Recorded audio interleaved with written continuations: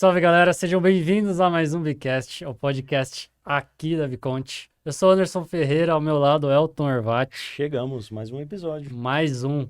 Isso aí. Antes da gente começar o episódio, falar com você. Você que é MEI, que tá começando o negócio agora. O Elton tem um recado muito importante para você. Importante que o Bicast é um produto, né, produzido pela Biconte, que é o nosso escritório de contabilidade digital. E dentro da Biconte agora temos o atendimento exclusivo para o microempreendedor individual. Importante, para você que é MEI, né, quer atuar no mercado, quer desenvolver aí o seu serviço, eu acho que o principal ponto é não começar sozinho. Saber a forma correta, a importância do MEI, como você pode aí emitir suas notas, apurar seus impostos e o mais importante, Anderson, ter os seus benefícios aí previdenciários, porque o MEI também tem o direito, né, de poder ter aposentadoria, auxílio-doença, auxílio maternidade, né, que é o salário maternidade. Então, para você ter todos esses acessos, hoje tem a Mr. MEI, que é ali dentro do nosso grupo, né, para a gente poder atuar exclusivamente com o MEI e estamos aqui disponíveis para isso. Exato, então é o pontapé inicial para o empreendedorismo. Eu acho que é o primeiro passo, saber começar Exato. bem qualquer coisa, cara. Fazer o primeiro passo bem estruturado, bem organizado, garante o futuro do seu projeto. Boa, na descrição tá o @, da Mr. MEI, só entrar lá, conferir tudo que eles têm para oferecer para vocês. Isso aí. Bom, a convidada de hoje é bem conhecida aqui na região. Sim. E normalmente ela está do outro lado, né? Exato. Ela que entrevista todo falou mundo, que tá até né? nervosa A aqui gente hoje. que tá tremendo aqui, né? Mas tudo bem. Já estamos craque, né? Na verdade, né? Porque já passou aqui outros colegas dela, né? Exato. Daqui a pouco a gente consegue já falar a língua deles com os termos. certeza. Com certeza. Então, senhoras... de mim, né? Não. Com vocês, Ellen Sacconi. Sejam bem-vinda. Muito agradecida, é uma alegria estar aqui com vocês. Muito legal. Realmente um grande prazer, eu tô aqui para prestar serviço sempre. Vamos lá. Que legal. Para nós é uma honra poder ter o seu tempo, lógico, né, disponível aqui pra gente bater papo, conversar. Falei para ela que não era entrevista, pra gente não ficar prosa, tão... É né, prosa. É uma prosa, pra gente conversar. Eu que sou de Piracicaba, eu só prosei. Mas você muito é obrigado. lá, né? Nascida e criada. Nasci, meu pai também é nascido lá, eu saí com mais de 20 anos, faz uns 15 dias. Recente. Já é quase campineira, né, também, né? Eu tô aqui há muito 20 tempo. anos, né? É. Então, é um pouquinho lá, um pouquinho aqui. Eu me sinto, na verdade, da região do interior, né? Sim. Somos do interior. Sim. E a sua vida na televisão começou lá, né?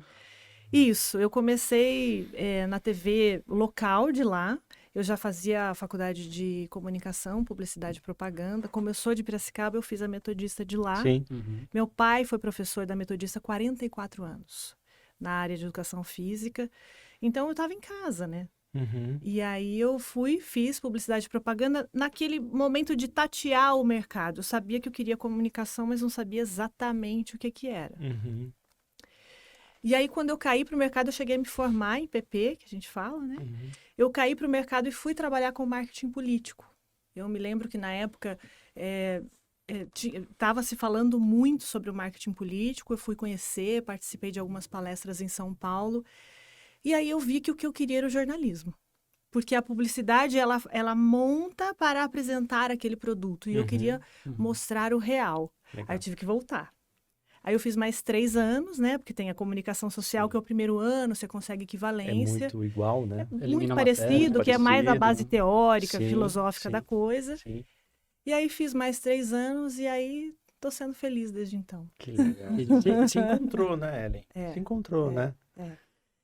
Eu digo que eu acho que é difícil eu fazer uma outra coisa com tanto, assim, tão visceral, sabe? Eu adoro isso. Meu avô, pai do meu pai, ele escrevia.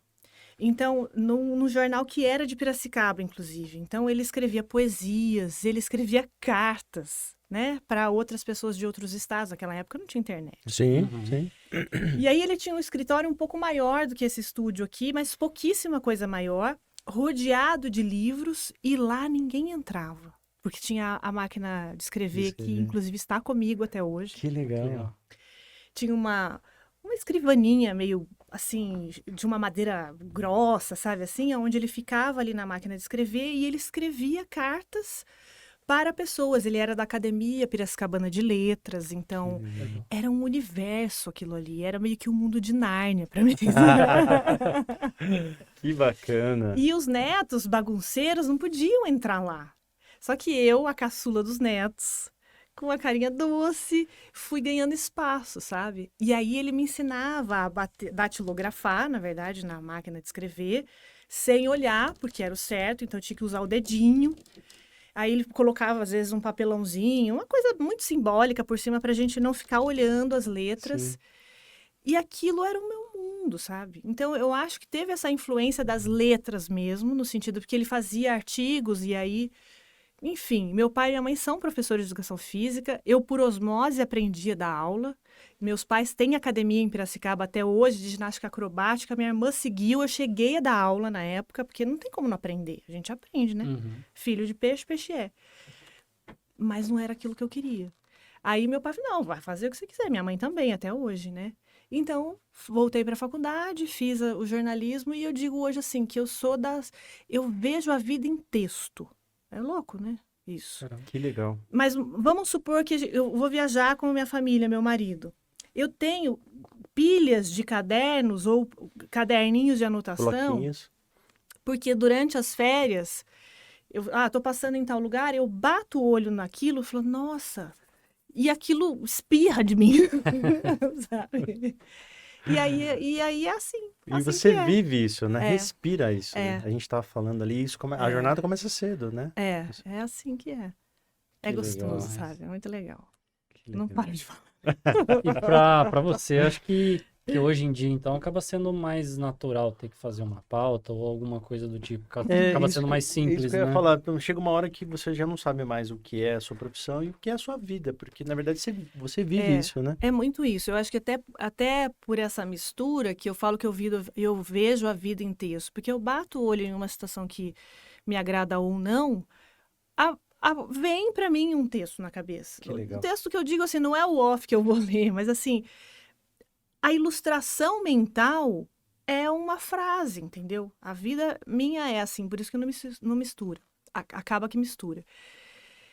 E com relação à técnica do jornalismo, eu tenho mais de 20 anos de jornalismo, então assim, a técnica ela não muda muito, que é para quem está fazendo jornalismo e nos acompanha, você tem que dar a manchete, o que é, Sim. quando, onde, por quê. Então, assim, tecnicamente, aquelas informações obrigatórias estão lá. Mas a forma de contar é o que eu tenho aprendido todos os dias até hoje e eu ainda quero aprender muito, que é ser afetivo, né? Num mundo onde a gente vê, infelizmente, uma disputa de informação através de, muitas vezes, o ódio, a minha luta hoje é aprender a ser afetiva através da prestação de serviço do jornalismo. Que acho que é o que conecta, né? É o afeto. Então, livros têm aparecido sobre isso, mundialmente tem se falado sobre a comunicação afetiva, não só para o jornalismo, mas dentro de uma empresa, Sim. através de uma gestão. A comunicação não violenta, né? Pronto. É. Passou. Não dá mais para ninguém. Sim. Já é. E começa por nós, né? Já começamos. Formadores de opinião. Formadores de opinião. Sabe? Então, assim, esse olho no olho, ele tem que haver em todos os lugares. Legal. Hoje, eu estava fazendo, curiosamente, hoje a gente fez uma matéria sobre uma feira que está levando a tecnologia, a informação para a população. Uma iniciativa muito legal que está tendo lá na Francisco Glicério, que pegou as instituições da ciência e tecnologia, levou lá para o Largo do Rosário e todo mundo pode conhecer. Show. A gente fala, Campinas é um polo da tecnologia, mas o que se faz? E aí fizeram uma feira lá para comemorar o aniversário, beleza. E muitas pessoas que estavam lá, pesquisadores, políticos, os telespectadores, as pessoas que estão em situação de rua, muitos deles vieram até mim e falaram assim, olha, eu gosto do jeito que você fala. E eu atribuo isso ao amor com que eu falo, entendeu? Porque eu acho que já era a fase de se impostar a voz, sabe? Lógico que uma voz bem postada é importante, mas não de uma forma fake. Tem um momento para você impostar a voz e falar de um factual que aconteceu, isso é técnica de jornalismo.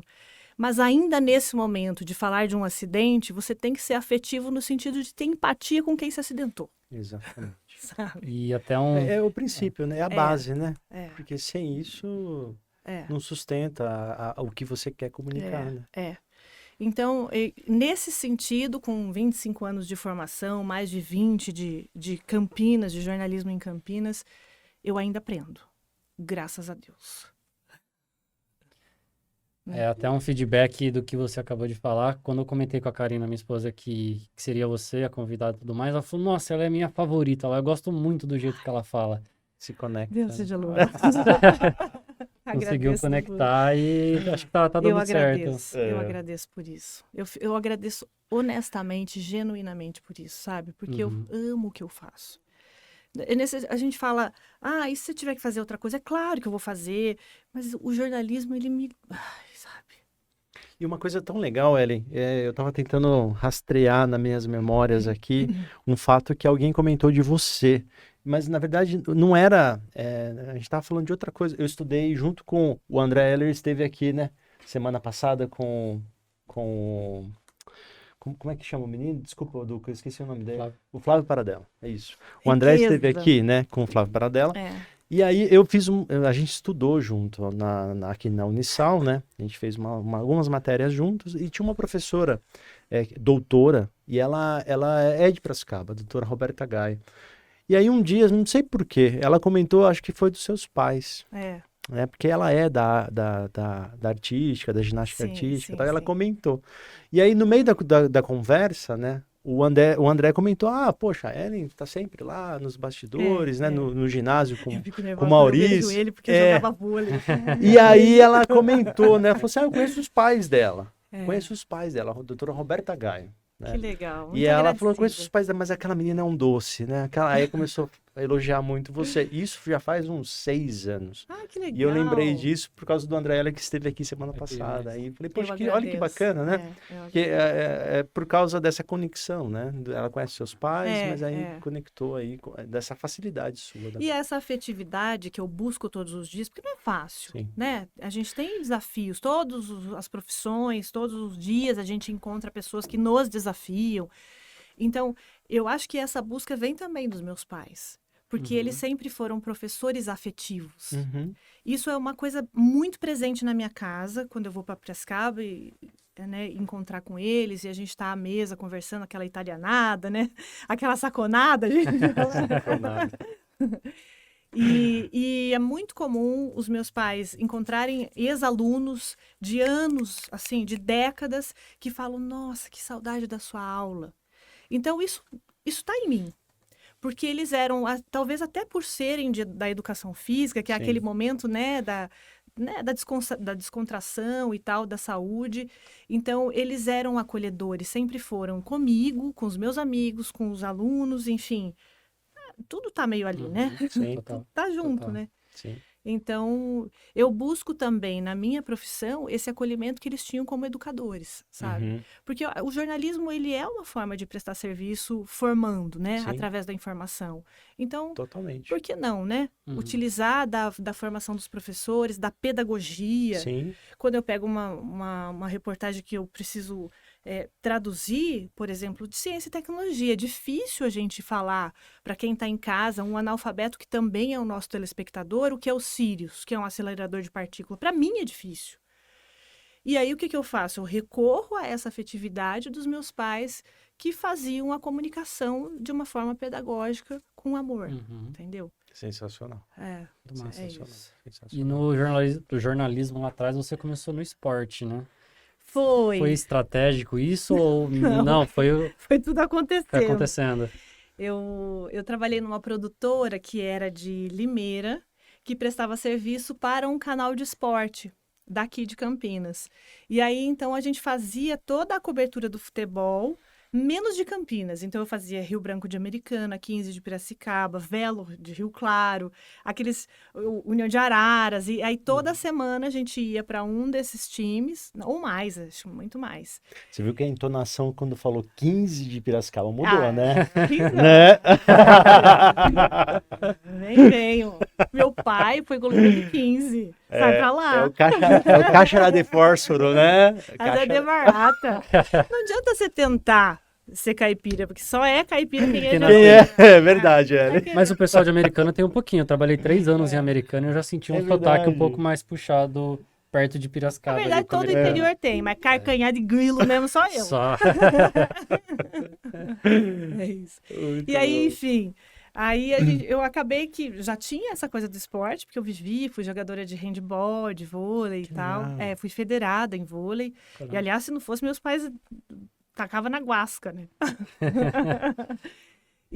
Então, foi uma consequência natural, eu acho, sabe? Unir a comunicação com o esporte, porque estava em casa, né? Então, eu fiquei 3 anos fazendo só esporte. Na IPTV eu fiz muito esporte, vira e mexe ainda faço, mas agora tem um núcleo, né? Sim. Uhum. Então, é mais raro. Mas, às vezes, de fim de semana, eu fiz recentemente o ciclismo que teve de Tiradentes, de 21 de abril, aí eu me delicio, né? Porque daí estou na minha área de antigamente. É muito bom. Que demais. Muito legal. E a vinda começou na IPTV de São Carlos, né? Como que foi essa transição de uma emissora um pouco E menor? antes da transição, assim, você sempre esteve na frente das câmeras Eu já ou trabalhei atrás também. Na emissora que eu trabalhei em Piracicaba, é aquele momento crucial da formação do jornalista que Sim. fazia tudo. Sim. Isso é muito importante. Às vezes a gente fala, é uma exploração. Eu acho assim, é um investimento, na verdade. Então, eu fazia produção, ia para a rua, pegava a câmerazinha, que era analógica ainda, muitas vezes fazendo imagem, editava e apresentava. Eu apresentei telejornal durante 5 anos corridos no início da minha carreira, que é muito importante, eu acho super legal. Se precisar fazer, eu faço de novo. Mas ao conhecer todos esses processos, que eu descobri que eu sou feliz na rua. Eu gosto de ir sentir cheiro, de tirar o sapato e pisar, eu gosto de pegar. Eu uso todos os meus sentidos em cada uma das reportagens. Tem gente que às vezes fala, ai, tô cansada de fazer matéria comunitária, porque com o tempo vai se tornando, a técnica vai ficando repetitiva. Uhum. Mas o material humano nunca é. E aí, se você está disposto a isso, tem sempre o que aprender. Né? Então, é uma fala diferente, é um gesto que a pessoa faz, é o cheiro da casa dela. Tudo isso torna o comum incomum, sabe? E quem muda isso é o tal do material humano, é a gente, né? Sim. E o grande barato do jornalismo é nos dar essa possibilidade de ir do céu ao inferno em meia hora, porque o jornalismo, ele escancara portas, né? Então, através da função de repórter, eu entro dentro de uma cela, que já entrei superlotada, no cadeião de Piracicaba, na época que a gente ainda entrava em cadeia, agora não entra mais, mas entrei, conversei com os presos, assim como eu entro no gabinete de um prefeito, do presidente, de um artista que é glamuroso, né? A gente faz estreias de cinema, é muito legal, aquela gente... E aí todo mundo é gente, do mesmo material. E pra sua vida... Da mesma origem, É. e vai pro mesmo lugar. Não tem jeito. E por isso que a gente aprende. Pra sua vida pessoal, quão importante é isso? Tá no 8 e 80, assim, ver os dois lados. Ai, é bom e é duro ao mesmo tempo, né? Porque eu tento levar isso de que todo mundo é igual, dadas as devidas proporções, igual no sentido de ser humano em qualquer lugar. Então, merece respeito sempre. Eu tento trazer isso para os meus filhos. A minha rotina é muito corrida. Hoje mesmo, minha filha, você volta que horas? Eu nunca sei que horas eu volto exatamente, né? Então, essa ausência, às vezes, ela acontece. Mas, enquanto eu feliz trabalhando, eles também sentem isso, né?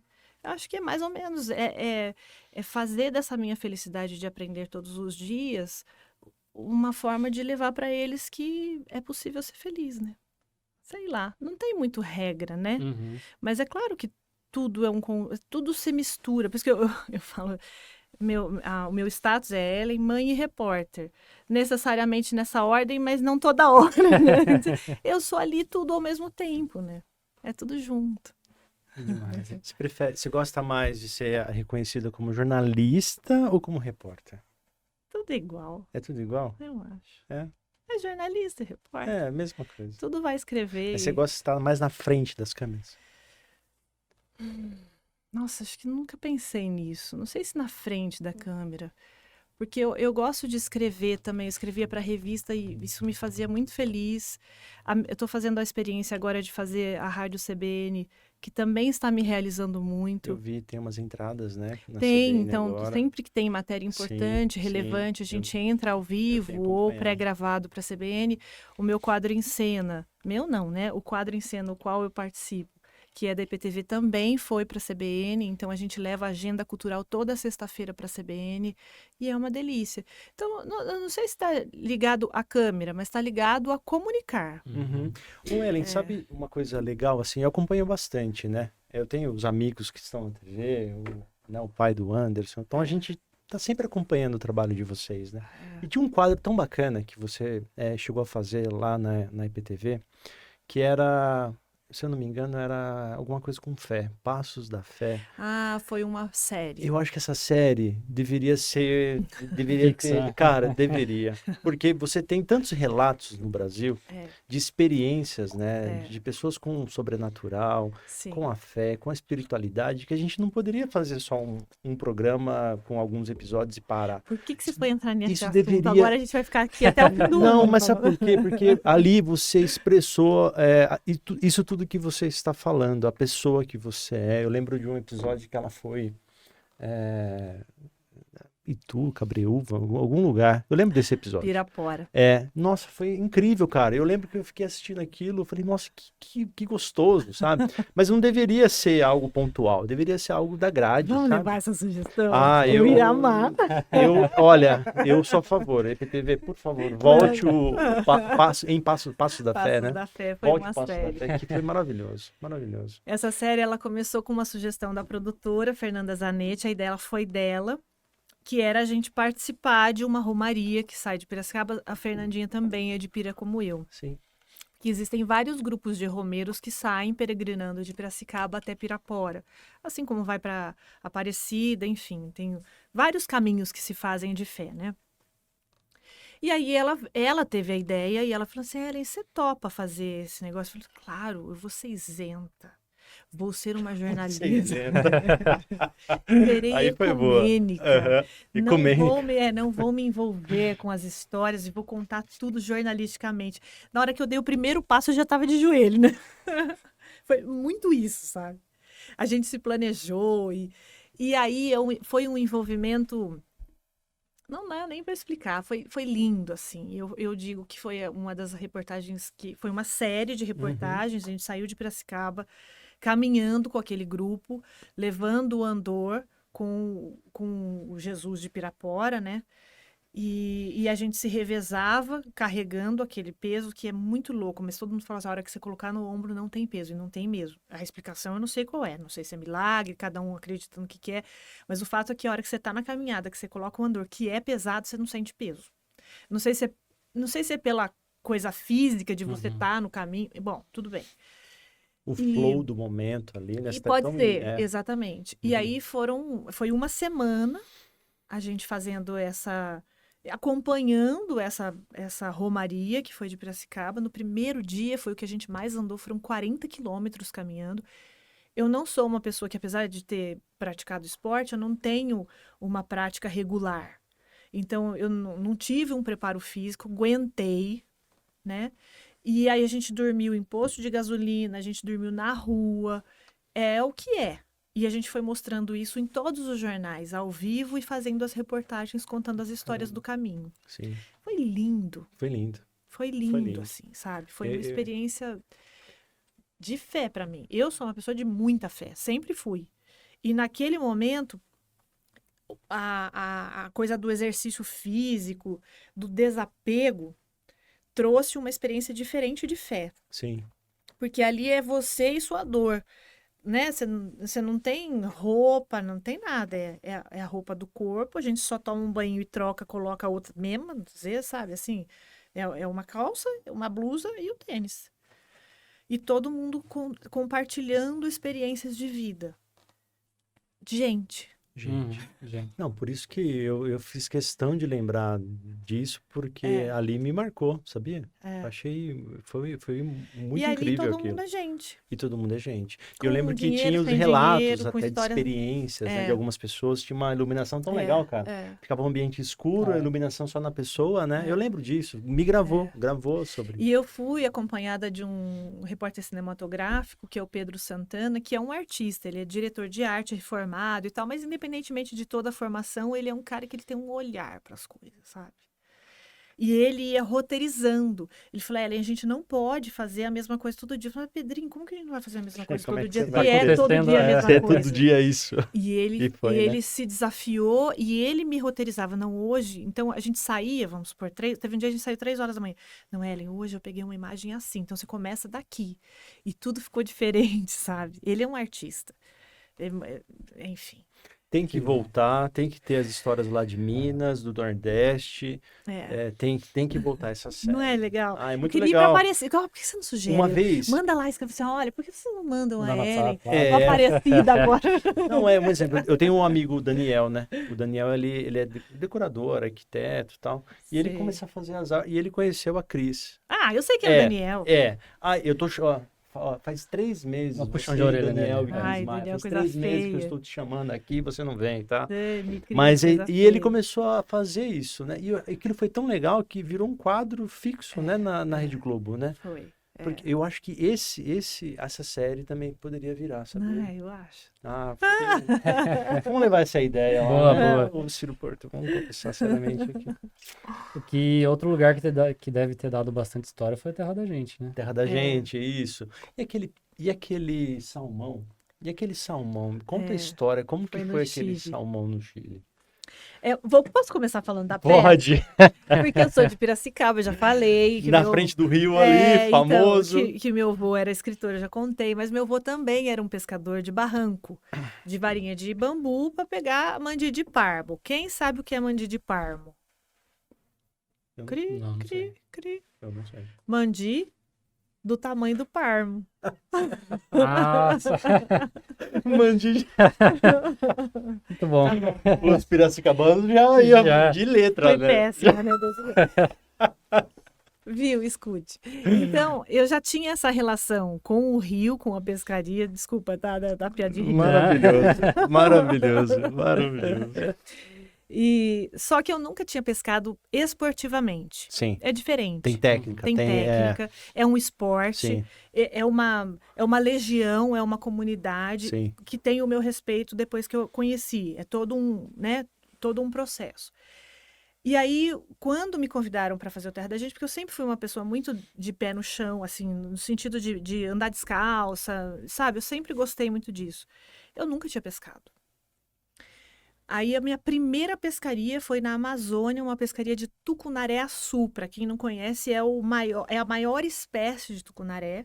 São peixes Gigante. muito grandes. O tucunaré é um peixe muito esportivo no sentido de que ele resiste à fisga. Então, para quem pratica a pesca esportiva, é o auge você pegar um tucunaré na Amazônia. E a minha primeira pescaria foi lá.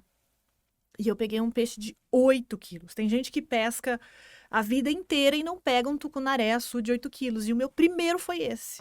Caramba. Então foi uma paixão, assim, é uma Que coisa. legal. E eu vou confessar, eu já contei isso outras vezes, mas assim, eu tenho dó do peixe, entendeu? Aí eu falei, ai meu Deus, e se a hora que fisgar eu não der certo, sabe? Porque eu tenho essa relação com o animal e tal.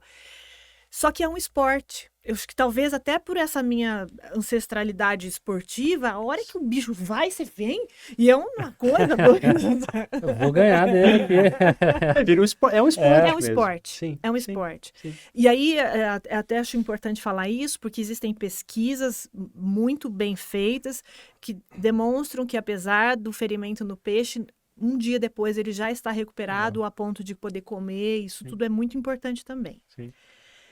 E aí, depois desse, virou uma paixão. Eu comecei a, como todo pescador, ficar doida pelos equipamentos. Eu tenho tralha até hoje.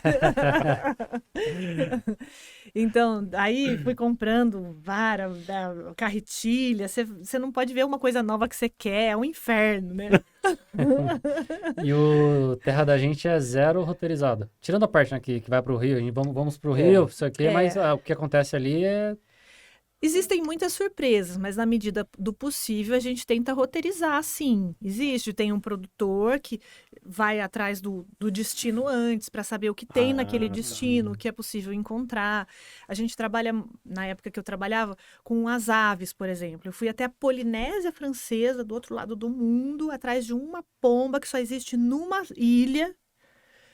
Então, é um roteiro, né? Você vai atrás daquela pomba endêmica, que significa que só tem naquele lugar e só tem mais 100 indivíduos daquele. O Léo da Natália é apaixonado por isso, né? Ela comentou com a gente, né? Exato. Que ele é fascinado. Mas, então, é muito difícil, para quem gosta de natureza, é difícil você não se apaixonar. Sim.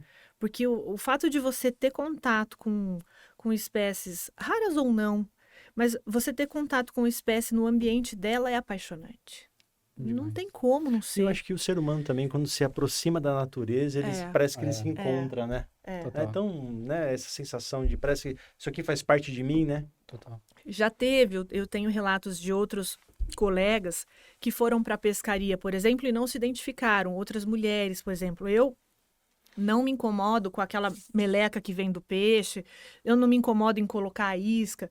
Tem gente que não gosta. Então, eu acho que tem caminhos e caminhos, mas você ir ao encontro da natureza e ver uma espécie no seu ambiente é rico, né? É uma experiência, assim, diferentona, né? Sim. Então, é muito legal. Muito e aí, nessa história toda, o desenrolar dos mais de 10 anos que eu trabalhei na Terra da Gente, uma das viagens foi para a Patagônia, no sul do Chile, e a gente foi atrás de um salmão gigante. E aí a gente ficou, vou contar rapidamente, quase que uma semana atrás desse abençoado. E no último dia, quase que no último segundo... Ela pesca. Aí você puxa. Porque a gente vai revezando, é natural, isso acontece. Um pescador pega um pouco, outro pega um pouco, você vai cansativo, descansar, cansa. Né? É um exercício de paciência. A pescaria, ela é um estado de espírito. O peixe na ponta da linha é um detalhe. A pescaria é você entrar no barco, olhar as aves que estão ao redor, conhecer a vegetação daquele local, sentir o cheiro. É o que eu falo de usar os sentidos, né?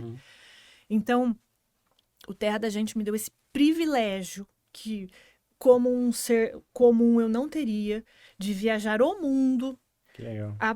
O Pantanal, a Amazônia, porque eu acho que assim, em férias eu não iria para lá. Sim, exato. E eu tive esse privilégio, agradeço todos os dias por ter tido esse contato com uma natureza selvagem, sabe? É muito lindo, muito lindo. E aí, nesse que a gente foi para o Chile, no último dia, o tar do bicho entrou na minha linha. Perrengue chique. Chiquérrimo. Teve alguns, assim, que você falou, nossa, olha, essa foi por pouco. Teve alguma coisa, assim, que aconteceu nesses anos? Olha, teve uma viagem que eu fiz para o Peru, para Machu Picchu, a cavalo. Só que eu tenho medo de cavalo. Entendi. E aí, para não perder a oportunidade de perder o medo, quando me propuseram, você quer fazer Machu Picchu todo o caminho desde a capital até Machu Picchu a cavalo? Lógico, vou. Com aquele medo, né? Eu imagino já. Quando eu era pequenininha, uma vez na frente da minha casa, deu um disparo dos cavalos. Eu morava perto de uns terrenos, não tinha muita casa. E aí os cavalos vieram pra cima de mim e eu fiquei meio traumatizada. Eu tenho até um pesadelo recorrente até hoje. E eu era pequenininha mesmo, eu tinha uns 9 anos. Então, às vezes, até hoje eu sonho com aquela disparada dos cavalos. Às vezes eu tô na minha casa daqui, às vezes eu tô mas eu sonho com isso. E aí, quando propuseram para eu fazer esse Terra da Gente em Machu Picchu a cavalo, eu fui fazer um curso de equitação.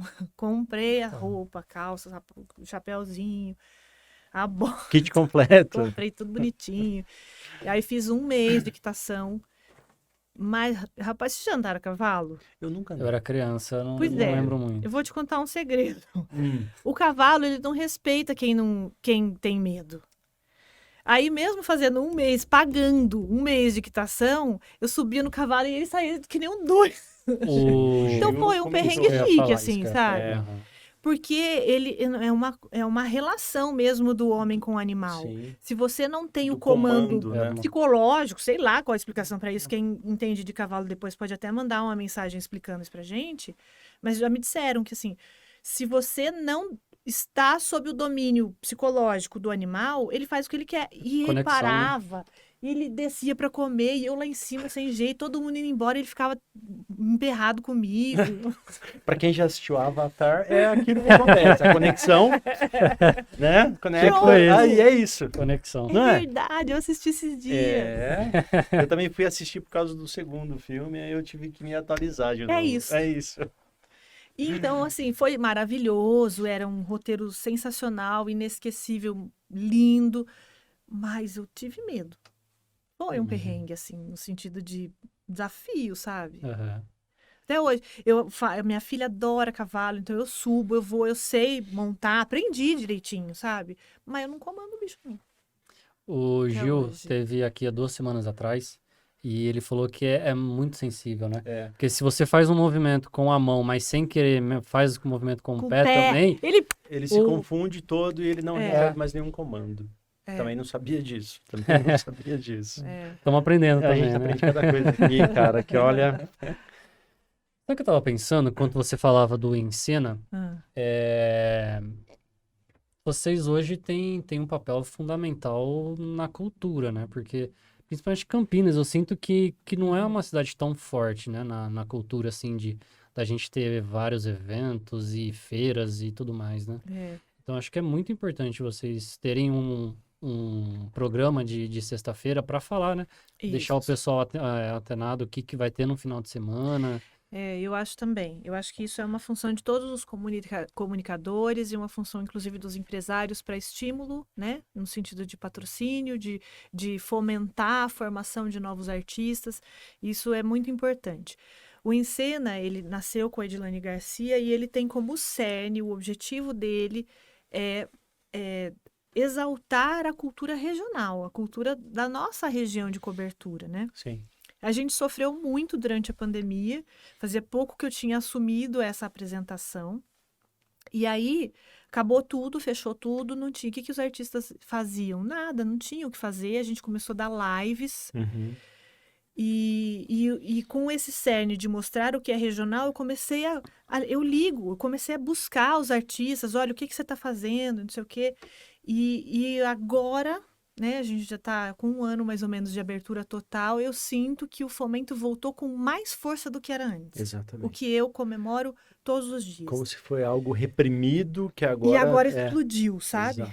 No sentido de consumo, as pessoas querem consumir a cultura. Aonde tem cultura de qualidade, lota.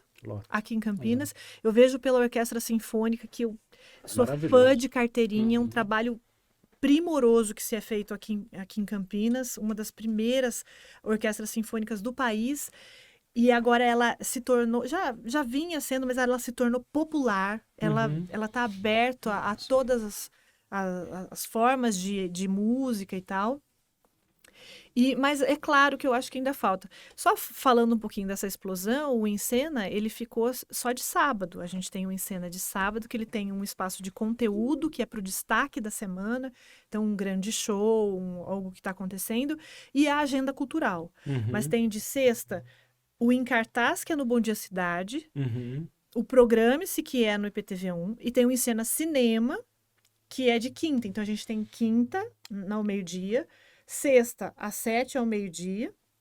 Sábado ao meio-dia e CBN. A gente tem 5 espaços. Que legal. E a gente deixa a coisa de fora. Poxa, então eu comemoro isso, sabe? Porque na pandemia eu chegava a ligar, tem uma banda super legal que é de Socorro. Eu ligava pro Rafael, que é um amigo meu, e falava, Rafael, faz uma live para eu chamar, por favor. Eu falava, faço sim, Ellen. Porque na pandemia não tinha apresentações. E o nosso cerne é prestar o serviço. Olha, nesse fim de semana você pode fazer isso. Então, acho que vai ser muito difícil a gente dar alguma coisa que a pessoa não pode ir.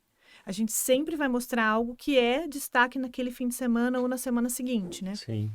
Nós somos amigos do pessoal do Rosa de Saron aqui de Olha que Campinas, benção. né? O Grevão e tal, né? Sim, Já sim, esteve a aqui gente conosco já, e eles sofreram muito na pandemia, né? todos Foi os muito artistas difícil, sofreram, foi muito porque os difícil. grandes artistas, eles faziam lives patrocinadas. Exato. E o artista que se apresenta em escola, com a escola fechada, ele ficou sem renda.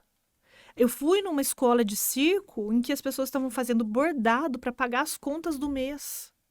Então, assim, é um absurdo o que aconteceu com a cultura. Mas graças a Deus, e também eu acho que há um fomento que está acontecendo na cidade de Campinas, sabe? Eu acho que está havendo esse estímulo, está se dando espaço. O MIS Campinas, que é o Museu de Imagem e Som, Já foi lá? Não, Muito legal. tem Não que foi. ir. eu não conheço. Fica no centrão de Campinas e é o prédio de azulejos, que é um prédio histórico tombado. E ali dentro do MIS tem todos os materiais do cinema de Campinas. Inclusive tem a primeira câmera, que era do século passado e tal. Então, além do museu, que é um baita espaço para se visitar e conhecer um pouco da cultura cinematográfica de Campinas, se tornou um local de exibição de produções locais. Então, eu tenho visto, sim, fomentos e estímulos da cultura positivamente. Eu ainda acho que falta, porque cultura sempre vai ter espaço, né? Para criança, especialmente, que eu tenho 2 filhos, o que a gente vai fazer esse fim de semana? Eu conheci o Arte Manhas, que é uma companhia de Campinas, tem 15 anos, esse fim de semana eu fiz uma matéria com eles. E eles se apresentam no Brasil inteiro, em São Paulo, e tem gente que não sabe que eles são daqui. E não conhece. Caramba. Olha que coisa. Eles estão com um festival agora de apresentações infantis no Teatro Oficina de Estudante ao longo de todo esse mês, porque é julho que é férias. E eles têm clássicos das histórias com a melhor qualidade que vocês podem imaginar. Tem uma licença autoral do Menino Maluquinho. Que legal. Que legal. E eles fazem peças autorais dedicadas a bebês, que é um negócio super difícil, com pedagogia no palco. Então, Caramba. ensina música, cores. Um trabalho primoroso. Então, assim, temos, sim, muita coisa boa. Mas isso tem O que chegar, fomento está isso tem que acontecendo. chegar até a população também, né, Está Ellen? chegando aos Aos poucos, ainda poucos. tem que melhorar muito, né? E aí recentemente eu entrei para um grupo do pessoal do cinema independente de Campinas. Nossa, eu tô louca lá. Agora tem um filme aqui em Campinas, né? Assim, tem um Isso. filme que foi gravado aqui O filme Tração, inclusive, saiu de cartaz ontem. O cinema independente, você que está ouvindo, é muito raro conseguir um espaço nas salas de cinema diante dos blockbusters. Então, você é um tem aí- desafio. É muito difícil, porque como muitas vezes o público não prestigia, qual é o cinema que vai colocar? Qual é a sala de cinema que vai bancar colocar uma produção independente? E o Tração, feito pelo diretor, o André Luiz, que é daqui de Campinas, ele arregaçou as mangas. A gente mostrou durante a pandemia as gravações, os bastidores, e ele fez o primeiro filme sobre a ação de 2 rodas, que são motos e tal, do Brasil. Atores excelentes, ele dirigiu, imagens muito legais, efeitos especiais. Eu fui na estreia, parece que eu sou parte, sabe? Gostoso, E o né? André é um cara idealista, é bonito de ver, sabe? Quando a pessoa Que trabalha massa. com brilho nos olhos. Então, tá assim, sabe? A coisa da cultura, ela tá se movimentando. Mas depende de mais estímulo político, né? Tá tendo em Campinas, como eu poucas vezes vi antes. Eu acho que sim, a Secretaria de Cultura tem trabalhado muito bem. A gente teve uma Estará virada. aqui com a gente no próxima semana, né? A Alessandra Caprioli vai estar aqui conosco. Então, vai estar aqui conosco. ela tem o meu respeito. Ela vai estar aqui Ela conosco. tem o meu respeito. Ela fez uma virada cultural esse ano com artistas de renome nacional e internacional, com talentos locais em espaços nobres, Sim, porque é importante essa fusão, com certeza. sabe? De trazer o grande público ela trouxe, por exemplo, o show do Diogo Nogueira, que lota a Estação Cultura, mas ele estava com a Orquestra Sinfônica de Campinas. Show. Legal. Legal. Muito bom. Legal, Eu assisti sabe? daquele menino, aquele músico, esqueci também agora, mas é um músico muito famoso do rock, com a Orquestra Sinfônica aqui também, que foi maravilhoso, há uns 5 anos atrás. Então, mas assim, eu acho que as secretarias de cultura de todas as cidades, a gente fala, às vezes a gente puxa o negócio para Campinas, porque é a grande metrópole, mas precisa ter em Piracicaba, em Americana, em Limeira, em Águas de Lindóia, sabe, em Socorro, precisa ter. Águas de Lindóia está com um festival de inverno muito legal. Em Dayatuba tem coisas maravilhosas, tudo de graça. Eles têm o mês da dança, o mês da música, o mês do teatro, tudo de graça no Parque Ecológico. Então as coisas estão acontecendo. A gente tem mostrado especialmente o que é de graça, porque a gente quer que esse público vá, mas a gente mostra de tudo. Mas é muito importante que você que trabalha na Secretaria de Cultura fomente, sabe? Nem sempre é preciso dinheiro para fomentar a cultura. Se você já tem o espaço, por exemplo, como sei lá, um teatro. Eu acho que a gente usa muito mal os recursos que nós temos. Isso, sabia? você tem concha acústica. um saguão de prefeitura. Quando a gente fala de cidade pequena, o saguão da prefeitura pode ser um local de exposição de quadro. Exato. Sabe? Então, não necessariamente você precisa ter um palco com iluminação de última geração para levar cultura ao povo. Né? Concordo. Música. Na virada cultural, a gente foi fazer uma matéria na praça e a praça tinha o pessoal de malabarismo, fazendo malabarismo no meio do povo. Isso é cultura, isso é arte, sabe? Eu fico até... eu quero fazer. Nós temos uma cliente que durante 10 anos ela trabalhou no Circo de Solé. Então, quando eu ouço ela falar, das experiências, de tudo que ela viveu com a arte, né? Tudo que ela vive com a arte ainda, você fica encantado, assim, sabe? A minha irmã é coreógrafa, Cibele Saconi de Piracicaba, e lógico, veio dos meus pais. Meu pai é técnico de trampolim acrobático, que é aquele negócio de ficar pulando, né? Mas então eles fazem aquelas pirâmides, tecido. Eu nasci, cresci e vivo até hoje nesse meio. Então, eu falo até com uma certa experiência familiar que é possível fazer cultura de qualidade de forma independente. E se tiver o estímulo político, não é difícil, sabe? Levar cultura, levar arte, formar público. A gente precisa trazer as crianças para entenderem que é legal ver arte. Se você não mostrar, ele não vai saber, né? É legal ver quadro, sim. É legal entrar num ambiente que está cheio de quadro estático, chegar lá e falar, olha, isso aqui é aquarela, isso aqui, ó, não, esse daqui é adesivo, sabe? É importante. A criança quer conhecer, mas a gente tem que mostrar, né? Tem que ser a referência, né? Isso, Eu fui naquela exposição dos Gêmeos lá em São Paulo. Nossa, eu queria muito ir. Aquilo lá foi, que coisa maravilhosa. Que coisa maravilhosa, é muito lindo. É legal. E é algo que a gente não tem acesso tão fácil. Né? Eu fui uma vez lá em São Paulo, no Sesc, uma exposição do Sebastião Salgado, que é um fotógrafo foda. Meu, que você olha assim, você fala, não é possível. Os negócios assim, mais alto que o teto, assim, foto gigante. Fala, meu, que é isso? Que absurdo. Que absurdo. Eu fiz uma matéria recente também, muito legal, para o Jornal Nacional, porque em Porto Ferreira inaugurou um museu do Assis Chateaubriand. Na verdade, não é do Assis, é do filho dele. Assis Chateaubriand, que trouxe a televisão para o Brasil. Ele tem um filho que era um aficionado por arte. Carioca, viveu a vida toda no Rio de Janeiro, mas ele tinha uma fazenda que ficava em Porto Ferreira, aqui do nosso lado, pertinho. E aí, ele se tornou o maior colecionador de obras de arte de artistas nacionais do mundo. Ele gostava, ele comprava e ele tinha em casa isso. Aí o filho dele, neto do Assis, também pegou esse gosto. Ele acabou participando da formação do MASP, do Museu de Arte Moderna do Rio de Janeiro. Então, ele tem um trânsito na arte também em função do pai. E aí, ele morreu agora. O pai morreu no ano passado, lá na fazenda. E o que ele decidiu fazer? Montar um galpão onde era a antiga Tulha e fez um museu que está aberto de graça para todo mundo com todas aqui essas obras. Ferreira. Tem Cândido Portinari, tem...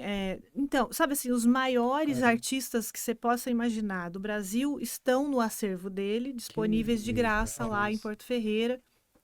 É só entrar no site e aí você pode participar. Assim, então, a arte está assim ganhando o seu espaço, sabe? Muito legal. Muito massa. Muito legal. Mas como jornalista, não posso dizer que é suficiente. Não, porque tudo, né? Tudo dá para sempre trazer uma melhoria, Total. né? É.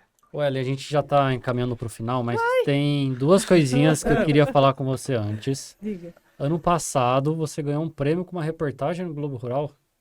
Conta essa pra gente. Eu tenho pé na terra, eu já falei, né? E aí, engatando essa pergunta dele, eu sei que, eu acho que para o jornalista, independente se é uma produção aqui local, para nossa região metropolitana ou com abrangência nacional, você deve tratar da mesma forma. Sem dúvida. Mas quando você sabe que aquele seu conteúdo vai para uma amplitude nacional e às vezes até para fora do país, né? Porque a Globo transmite no mundo inteiro. Como que você reage a isso? Quando você já sabe que aquela sua produção vai para algo nacional ou mundial? Como que é essa sensação quando você está produzindo? Com o advento da internet, não tem mais essa divisão. Hoje em dia, Globoplay tá para todo mundo, né? A Tá gente tem o Globoplay que pode ser acessado em qualquer lugar, a qualquer momento. Então, isso é muito legal. Então, a gente tem que levar essa qualidade genuína o tempo todo. Sim. O que é sensacional. Porque é a exigência que faz com que a gente se torne melhor. Se desenvolva. Isso, né? exatamente. É o fazer todos os dias o seu melhor que faz a excelência. Então, eu busco isso. Melhoria contínua. Exatamente, sempre. E sempre podendo melhorar e sempre podendo aprender. Mas eu vou dizer da experiência que eu tive quando eu me tornei repórter de rede, porque a gente é repórter regional e aí você tem uma oportunidade de se tornar repórter de rede. Aí é uma emoção muito grande, porque é aquela hora que você vai ver a sua matéria no Jornal Nacional, né? Que legal, né? Então, acho que é muito mais da emoção de saber que você vai estar entre, né, os melhores jornalistas, enfim, Teve do aquela que a coisa técnica mesmo, que a técnica ela é a mesma, com a mesma dedicação que eu faço para TV de Piracicaba, eu vou fazer para o Jornal Nacional, sempre, honestamente, de forma genuína. Eu vou levar o meu melhor sempre, porque é isso que me faz dormir tranquila. Mas é legal ver no Jornal Nacional. Com certeza. Teve aquela coisa, mãe, liga 8h30 hoje, que eu vou estar no Jornal Nacional, chama todo mundo. Antigamente aperta o REC, agora... É legal. E você conseguiu esse prêmio para uma reportagem que foi exibida no Globo Rural, né? O Globo Rural, eu tenho esse privilégio também, porque eu gosto muito de fazer e eu tenho uma afinidade com o tema. Porque meu avô era agricultor, a minha mãe colheu café e eu gosto do assunto. E eu vou contar um segredo, também técnico. Quando você vai fazer uma matéria rural, você tem imagem boa, você tem prosa boa, porque quem dá entrevista sabe do que tá falando, e você come bem pra caramba. Imagina. E sempre tem café, né? Tem café com queijo, né? Mas assim, é um assunto que me encanta. Eu gosto muito da técnica, eu aprendo do manejo. Eu sou uma pessoa que semeio, cultivo e colho na minha casa. Faço questão de fazer isso com os meus filhos. Eu criei galinha, eu tive marreco, eu tenho tartaruga, eu tenho cachorro, alguns macacos agregados, eu tenho horta, eu tenho cana no fundo da minha casa, não é grande, mas é para nosso consumo. Agora está crescendo pepino. E eu acho que isso faz parte da gente ser seres humanos melhores. A lida com a terra, o saber como o pintinho nasce do ovo. A minha filha abre a casca para ajudar o pintinho a nascer. Depois eu te mostro ela com a galinha brincando de médico, assim, sabe? E meu marido comprou essa ideia minha. Então, eu acho que isso é muito importante. Faz parte da nossa formação. Quando eu tenho um dia muito estressante, uma dobra de factual. Factual é aquela matéria que acontece acidente, operação policial. Então, essas matérias, elas exigem uma energia muito grande da gente. Então, quando eu tenho uma dobra, por exemplo, eu chego em casa, tiro o sapato, pego a água e vou aguar a minha horta. Para respirar, né? Aí eu tiro uma mudinha do alecrim aqui e coloco no meio do hortelã ali. Não pode, porque o hortelã mata ele, mas enfim. Mais uma dica importante. Então, isso me move. Eu gosto do manejo. Então, toda vez que eu vou fazer uma matéria rural, eu trago uma muda, eu pergunto como que faz. E acho que por isso também eu me dou bem com o Globo Rural. Porque eu gosto de fazer. Eu estou terminando agora uma matéria sobre a cultura do figo de Valinhos. A gente vai mostrar todo o processo. do plantio à colheita até o doce, vai ao ar provavelmente esse domingo. Que Assiste legal, lá. assiste. Que demais. Que show. Eu posso engatar uma pergunta aqui? Claro que você falou do regar a plantinha, me veio como algo que eu fiquei curioso de saber como que entrou o reiki na sua vida. Uhum. Como que foi essa experiência aí Tem com essa tecnologia milenar? A minha mãe, ela sempre foi da... Ai, bateu, vem cá, vou fazer assim, sabe? Põe assim, já passou, já passou. Era uma coisa intuitiva, sempre foi. A minha mãe sempre fez isso na gente. Aí uma vez ela leu um livro, fez um curso, não sei, que se você batesse aqui, por exemplo, bati aqui, daí você vem aqui, faz a reflexologia aqui, você canta uma música desse lado, passa a dor daquele. Minha mãe sempre foi assim. Meu avô benzia, o pai da minha mãe era benzedor. É muito comum e tal. E aí teve uma situação com meu filho que ele teve um problema no intestino e ele precisou ir para... Isso foi há uns 2, 3 anos atrás. Ele precisou ir para o hospital e ele teve uma cirurgia de emergência. Imagina uma cirurgia. O que é isso para uma mãe? Não existe uma coisa dessa. E aí o que eu fazia? Quentava a minha mão e punha na barriga dele para ele não sentir dor. E ele se aliviava da dor.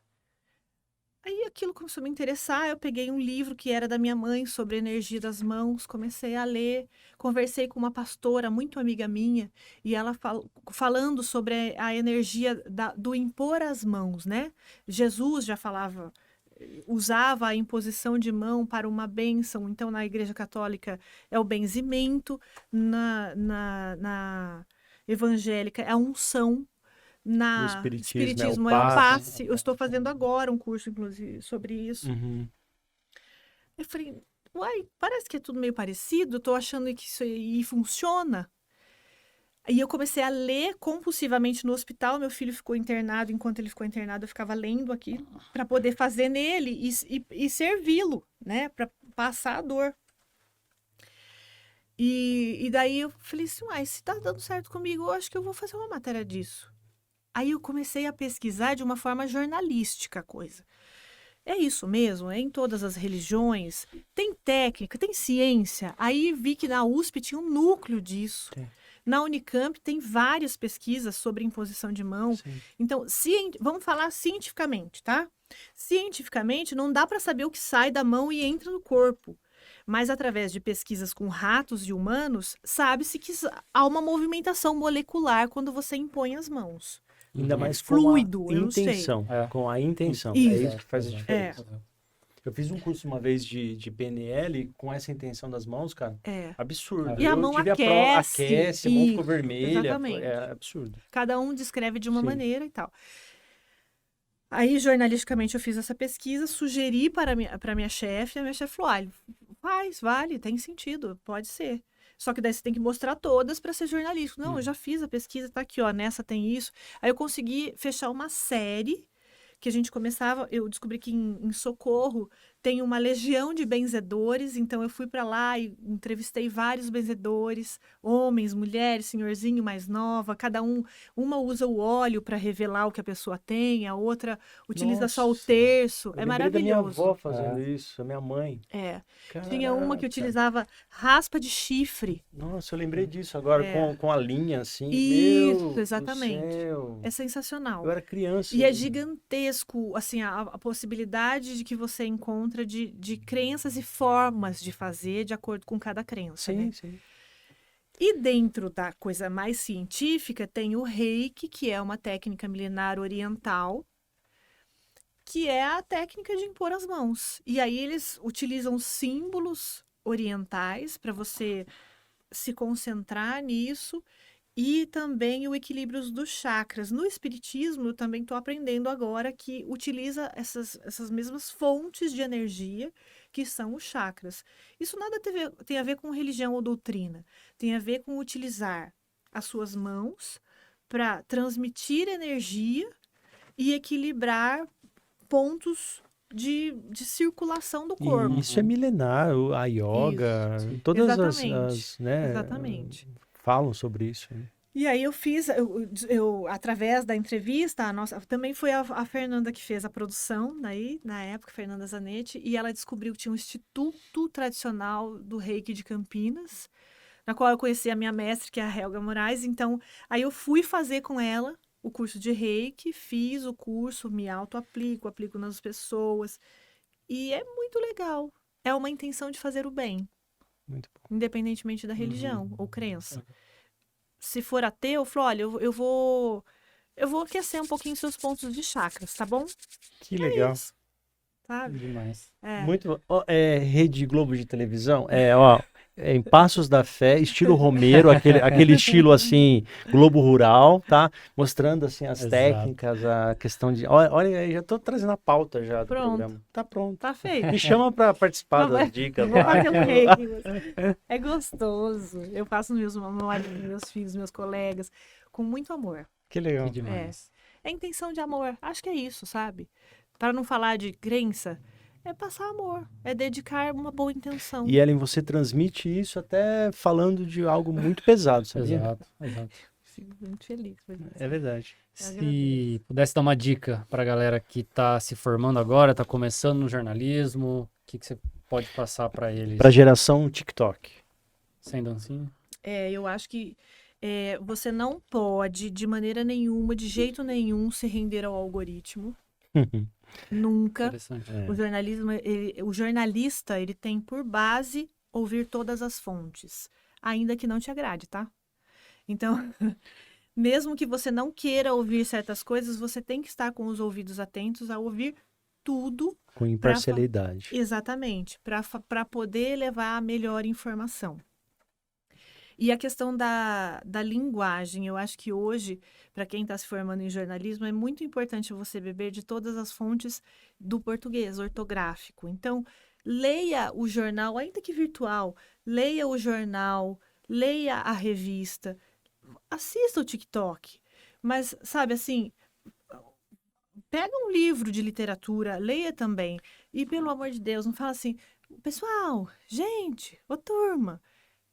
Quando a gente fala com alguém, a gente fala com alguém. Eu estou falando com você, eu não estou falando de gente, pessoal. Então, assim, essa linguagem da rede social, não estou dizendo que você não pode fazer, mas se dirija a uma pessoa, porque quem está com o celular está sozinho no celular. Quem está na televisão nem sempre está cercado de gente.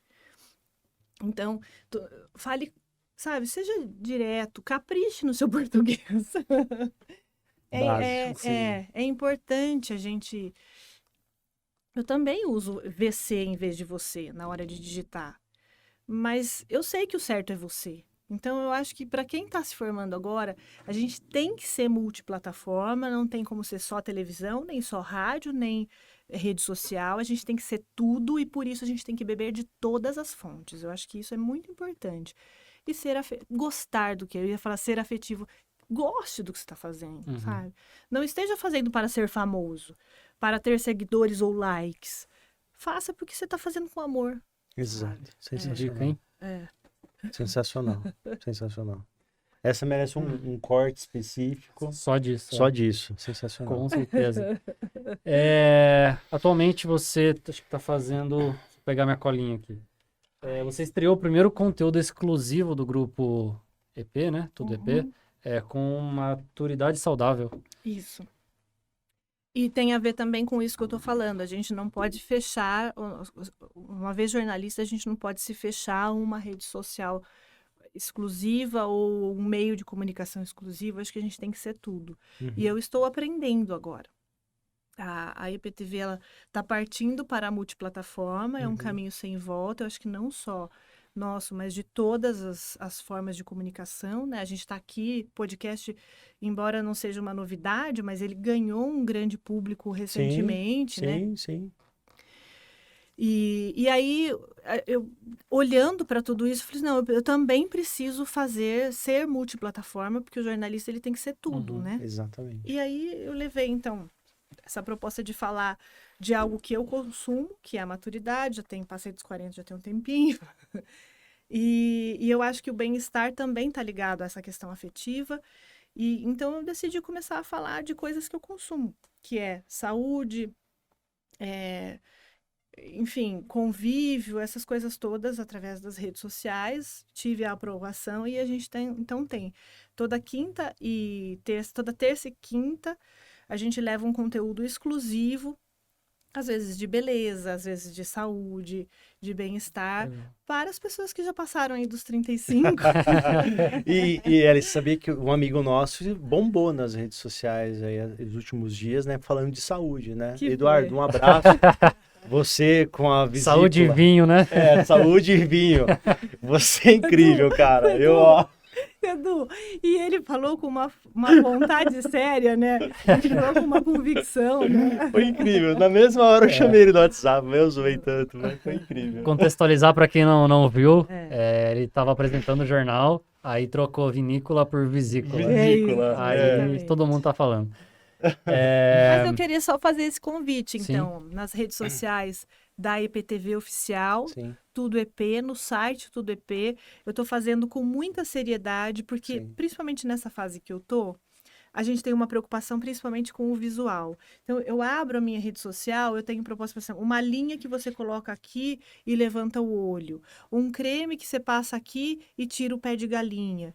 E isso vai enlouquecendo a mulher. Eu também. Se manter num padrão, chegar num padrão. Isso tudo nos deixa angustiado. Não vou dizer que não. Claro, eu tô vendo os jovens chegando com aquele monte de colágeno e eu não tenho mais. Só que eu tenho uma história e as pessoas têm as suas histórias. Então, assim, não estou dizendo que eu nunca vou fazer algo invasivo, pode ser que daqui a pouco eu faço, mas a gente pode ter saúde, a gente pode ser bonito na idade que a gente tem.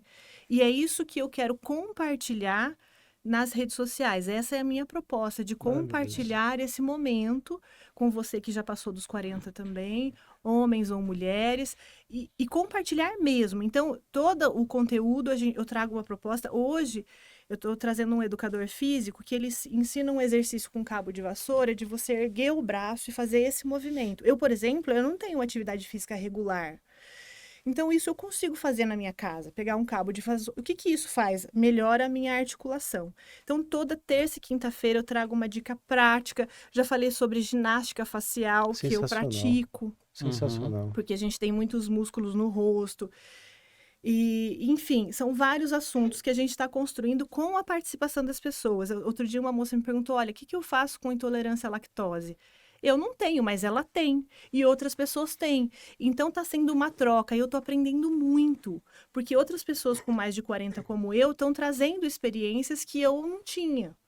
Essa é a proposta. Toda terça e quinta nas redes sociais EPTV Oficial e no site Tudo EP, a gente traz um conteúdo, além da rede social, um conteúdo exclusivo mais aprofundado sobre aquele tema. Então, ou vai estar em Tudo Saúde ou Tudo Elas, Legal, que são as sessões dentro do Tudo EP. Legal. Vai ter um perfil exclusivo ou não? Vai a estar gente está sempre criando uma vinheta, aliás, eu dei essa demanda para o nosso colega Edson. Que legal! Que a gente fez uma pesquisa dentro da rede social EPTV Oficial, fazendo uma pesquisa do nome. O nome que as pessoas votaram e escolheram foi Maturidade Saudável. Show. É isso que a gente quer, ser saudável, feliz, afetivo, amável. Show. A vinheta vai ficar boa. Padrão de qualidade. A vinheta vai ficar boa. A gente conhece. Já sei foi culpa de quem. Ô, Ellen, antes de finalizar, porque a gente já está aqui há mais de 1h08 já. A gente já está conversando. Né? Gostoso, né? A gente ficaria aqui conversando. Mas eu acho que a intenção desse podcast, isso surgiu assim, porque a gente se reunia com os nossos clientes e saía esse papo falando de história de vida e tal. Eu falava assim, poxa, mas... Cara, isso aqui poderia virar um podcast. A gente poderia levar esse conteúdo. Por quê? Porque a gente atrás de qualquer projeto, de qualquer empresa, de qualquer sonho realizado, existe um ser humano ali que teve as suas dificuldades, seus altos e baixos, e a gente se coloca como igual, né? Então, acho que é legal contar essas histórias. A prosa desmistifica. Exatamente. E aproxima, né? E eu falei, poxa, a gente precisa, então, não só falar com os nossos clientes, mas trazer também quem está muito, quem é representativo, né, na nossa cidade. Quem está ali na frente, que todo mundo conhece, veio trazer essa proximidade, né? Então, antes da gente fazer uma pergunta que a gente finaliza, eu queria fazer uma pergunta que eu nunca fiz para nenhum convidado aqui. Mas dos momentos que você já viveu na sua vida, qual é aquele que você, ao lembrar agora, assim, traz profunda satisfação, completude, realização? Qual é esse fato que você poderia compartilhar com a gente, assim, com todo mundo que está assistindo? É tão difícil, porque assim, eu tenho pais maravilhosos, eu tenho um companheiro de vida de 26 anos que também é um baita parceiro para a eternidade. Disse ele no altar, você aceita se casar com ele? Ele disse, pela eternidade. Tá aguentando. Mas eu acho que uma experiência que é diferente de tudo em termos de vida é ser mãe. Porque é aquele momento que a gente deixa de ser protagonista, sabe? Tem uma frase muito comum em grupos de mães, fala assim, é ver meu coração batendo em outro corpo. É isso também, mas eu acho que é especialmente deixar de ser o mais importante da sua vida. Isso é um aprendizado. Quando você prefere que o outro seja mais feliz do que você, não precisa ser um filho, mas quando você entende que existe uma dádiva em você doar ao invés de receber, a gente evolui, né? Então, eu acho que, sim, ser mãe tá sendo uma loucura, hein? Boa, bem é um boa. desafio tão gostoso, né? É maravilhoso. Eu falo para minha esposa, eu falo, É maravilhoso. é difícil, sabe? A gente acorda cansado, é uma luta, mas olha como olha que experiência única, né? É lindo, sabe? A troca, o olhar, os gestos, as trollagens. Meus filhos me trollam porque eu tenho canseira e eles ficam me fazendo perguntas na hora que eu começo a dormir para ver eu enrolar a língua e eu amo isso, sabe? Então eu acho que ser mãe é uma viagem. É uma viagem. Muito bom, Muito bom. A gente sempre, agora, a perguntinha que a gente faz para fechar o episódio, acho que eu acredito que ela vai responder que vai muito de encontro que ela acabou de falar. Mas hoje, o que te move? Pode falar para aquela câmera lá. Tá calor. O que faz você sair da cama lá às 5 horas da manhã, 4 horas da manhã, aguentar aqui, participar de um podcast, às vezes fazer jornadas extras, finais de semana longos? Amar e ser amada. É isso.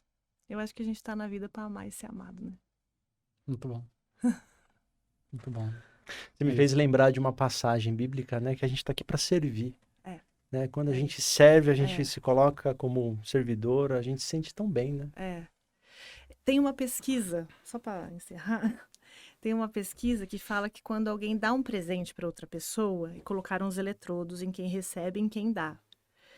Quem fornece, quem dá o presente, se sente, tem reações químicas muito mais prazerosas do que quem recebe. Então, quem tá dando um presente, toda vez que alguém te der alguma coisa, você fala, obrigada! Porque quem dá tem uma sensação muito melhor do que quem recebe. Então, todas as vezes que eu fiz matéria sobre voluntariado, eu pergunto no final, parece até meio grosseiro, mas o que você ganha com isso? E a pessoa, eu ganho muito mais do que eu estou fazendo. É isso. É isso. Quando a gente serve genuinamente, quando a gente serve no sentido de ajudar, quem é ajudado é a gente. Então, quando a gente ama, a gente é amado. Sabe? Quando a gente serve, a gente é servido. É sobre isso a vida, eu acho. Talvez não seja, mas eu tô aprendendo, né? Todos nós. Todo mundo. Tentando aprender. Acho que se todo mundo tivesse essa ideologia de vamos servir, acho que seria muito mais fácil tudo, né? Exatamente. Seria mais fácil. Ellen Sacconi, Sou olha eu. que orgulho, que legal. prazer ter você aqui com a gente, da gente conversar, falar um pouquinho da sua vida, Eu tô muito orgulhosa. apresentar com você, vocês também. né? Aqui fiquei muito feliz, muito, muito mesmo. Eu tô tímida, você vê que eu tô tudo vermelho.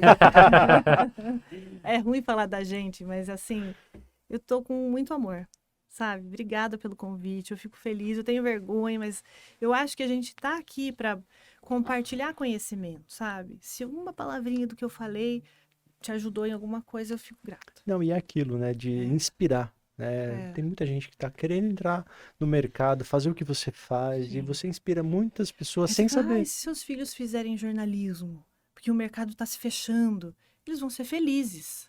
Eu sou feliz, tá? Muito bom, é isso. Muito obrigado, Ellen. Muito obrigado, Ellen. Valeu mesmo. Alegria. Então foi isso.